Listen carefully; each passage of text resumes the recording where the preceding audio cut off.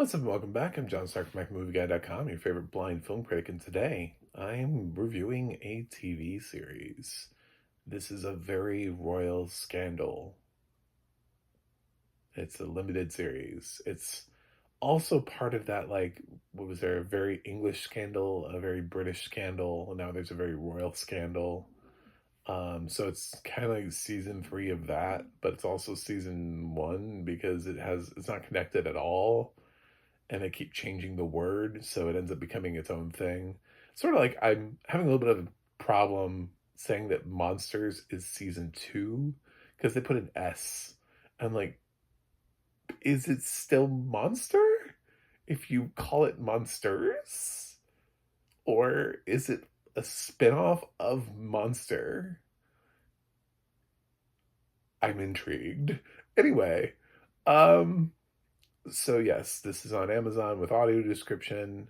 It stars Michael Sheen as Prince Andrew and Ruth Wilson as a journalist by the name of Emily, who will play a very integral part in Andrew's future moving forward. For anybody who saw Netflix's Scoop, this is that, but longer. So if you were watching Scoop and you were like, oh, it'd be great would be if they just made this like 3 hours. Your wish has been granted. And here's the 3 hour cut of Scoop. Um I actually really liked Michael Sheen's performance, but anyway, for my blind audience, purple hat on backwards, black sunglasses, and I'm wearing my Kirby shirt today. I like the audio description here. I thought it was good the whole time. Of course, it's British because why wouldn't it be? This whole the series is it'd be so weird if it was American voice. Sometimes I think it's weird when it's like a very American series and it's a British narration that we get, and like they're running around and they're like, they got the torches out, they're putting it in the boot of the car, and I'm like, this is like in Jersey. Like, what is happening here? Uh, I sometimes it's just such an odd choice. But and what really is bonkers to me, I'll say this. This has no reflection upon this series. What's bonkers to me is when they hire seemingly American voices, like with no British accent, but they're giving written text as if they were from the UK. So they're using all of the words, like lift, like again, torch. I mean, like they're using all of the slang that you would get in the UK, but it's a person that sounds like they're just from US or Canada. Like it's just like a person with no accent. Um, to us as American audiences, like we don't hear the accent in the voice. It's those to me are really weird. It's like when you're trying to like make one audio description track for everybody. And you're like, well, it is an American series, so we should hire sort of an American narrator, but we should write it with British text so that way we can send it over to the UK people and they'll understand what's going on because God forbid they hear the word flashlight, you know, and we'll throw them off completely. I'm like, what is that? What is this flashlight you talk about? Um, so, eh, Anywho, back to a very royal scandal, which is, uh, again, do I have to tell you? Have you not figured out what it's about? It's the Prince Andrew thing. It's the interview. Did you did you watch the news where Prince Andrew was friends with Jeffrey Epstein and people found out about it, and then the news lost their shit, and then on top of that, there was the photo from the girl who was underage at the time, and she was like, "Oh, by the way, I had sex with Prince Andrew." And then the news went even crazier. They're like, "Oh my God, even more!"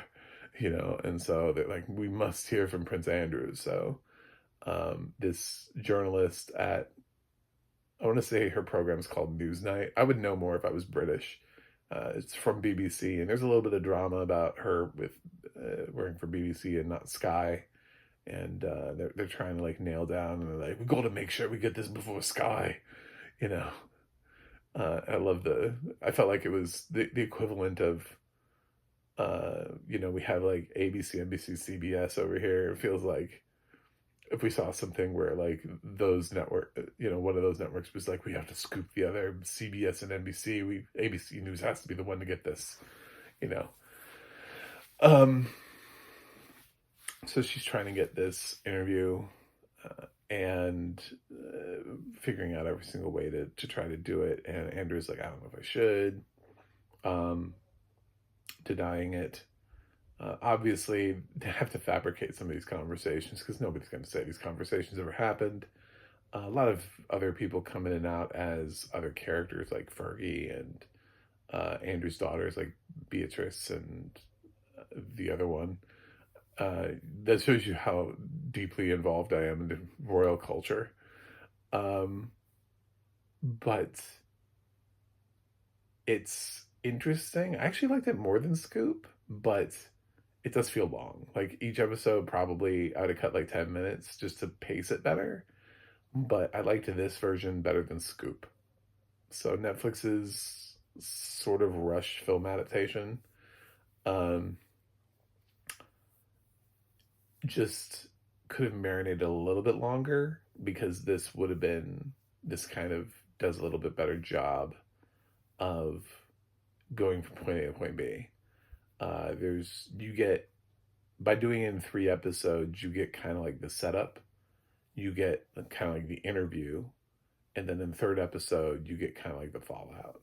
And that is, and like obstacles too along the way, like people warning, and you shouldn't do this, and think about how the crown, and blah blah blah. Like a lot of people coming in and out with their thoughts and opinions, and there were things though. There were like choices, and I'm so intrigued as to, like, what are you trying to say about this character? Like, what is this choice for this character? Like, for example, for Emily, for Ruth Wilson, she has a home life, right? She's got a husband and they have a dog, and this dog is like very particular about getting walked. And there's this whole scene where they talk about the fact that the dog needs to poop, and because it like pooped on the rug, and then like no one cleans it up. Like the guy's like, well, I gotta run, and she just like sits down, and I'm and like it's just there, and like it bothered me. I was like, you guys are just gonna leave the shit on the rug? What is happening in this house, in this family? There's poop on the floor. Like, how can you relax? And I mean, like, there's a point where she addresses it. She's like, all I'm thinking about is the poop on the floor. I was like, good, then clean it. Like, I'm not even just saying this from like a male female perspective. When he walked off without cleaning, I was like, why didn't you clean it? Like, what was your strategy? Like, you're just gonna leave the house? Just be like, it'll be there when I get back. I I'm generally baffled by people. Sometimes I'm just like, if there was poop on my floor, I'd be like, get the fucking poop off my floor. Get that, get it off my floor. Get, get it out of here. It's gross. I'd just be like, eh. It's happened so frequently around here that it was just so nonplussed. I'll get to it when we get to it. She'll probably poop again on the floor. I don't know. Um, but like this was like one of the I would say character building scenes for Emily, where it's like we're learning more about her, and I was like, what are the writers trying to tell us? Because they don't need to show us the scene at all. Remember that this scene has no historical context. There's nothing important about this scene. There's nothing that she learns in this scene. She's not fed information. The scene means nothing to the series. It's all just about her inability to clean up dog shit. And I was just like, what does this say? This is like, I feel like we should all be able to just call up like writers and producers on like the whim and just be like, hey, what was this? Like, what was the purpose? Why did you put this here? Like, what were you thinking? Because I was thinking, I was watching the scene and I was like, why is this here? Like, why even bother? Like, what is this? But like, that's exactly what I'm talking about when I'm saying like I could trim, I easily cut. I've seen it has no purpose. It serves no purpose. Like what, to show she has a dog? You could have done that in like 10,000 different ways. You could have shown she has a husband in 10,000 different ways. This is such a weird scene. And so, yeah, they have sort of scenes like that. By the way, also, I'm pretty certain they're divorced. Andrew and Fergie, I don't think they're together, but they spent a lot of time together. Just a hot take on that. There are times where they mention the fact that they're divorced, but Andrew and Fergie do spend a lot of time together. For whatever. Uh, yes, there's like a Donald Trump reference in here. It's like in like the third episode. There's some party or something that they're going to, and somebody has like a name tag on. Anyway, but it's not Donald Trump. It's like a girl. It's like I think like they're suggesting these parties. But anyway, I don't know. Of course, put that in there. Why not? Why the fuck not at this point? They're just so like some of it works and some of it works really well. I would say what works really well for me was Michael Sheen's performance. I found him generally engaging as Andrew, and I didn't even realize it was him at first until I got to the credits of the first episode, and then they started like listing off names, and I was like, "Oh shit, that's Michael Sheen!" Like I was so impressed because he would not even he wasn't on my card at all. Like on my, like I was like, "Oh, who is this? I think it could be this person, could be this person, could be this person." The funny thing is, the funny casting about Ruth Wilson is that Dominic West was on my like potential list, which would have like reteamed the Affair duo and made this film oddly interesting. But no, I didn't have Michael Sheen, but he's very good in this, um, and has a lot of range. And they portray him as sort of like vehemently denying this stuff, but also the producers don't let him off the hook, if that makes any sense. So the betrayal is there as a I'm innocent, but also they seem to have these scenes where it's like, but if you're innocent, then what's this? And so they have plenty of these scenes where he has to go to Jeffrey Epstein to ask for money for Fergie for something, or like these little like incidental scenes that keep pulling him closer and closer. And it's like, how did you not know? Even if the story isn't true, even if the girl is lying, really, how did you not know what was going on? Like, how did you not see it? How are you that oblivious? How are you that close and that oblivious at the same time? So, it's an interesting look. It's 3 episodes. You get through it pretty quickly. The audio description is pretty good. Like I said, it's appropriately British. It describes people pretty well. Costumes and wardrobe choices, especially when it matters. Like when Emily's trying to figure out what she wants to wear for the interview. Um, Outdoor stuff. There's like a hunting sequence that I thought was interesting with how they, had their guns and then lowered their guns and all that kind of stuff. So there are little things that they always find to keep pulling you in and keeping you like in the series in this short little 3 episodes. I would have at least trimmed 5 minutes from each episode just for pacing purposes. And I think I would have made it better.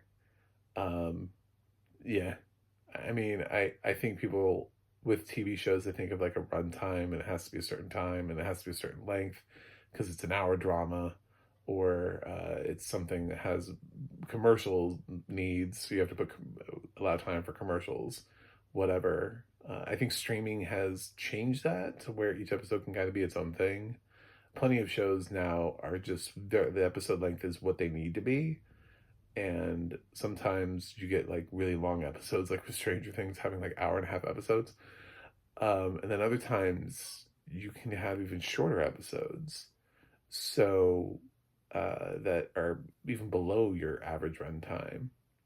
The Bear's kind of a great example of a show that has uh, episodes with like, you know, widely different runtimes.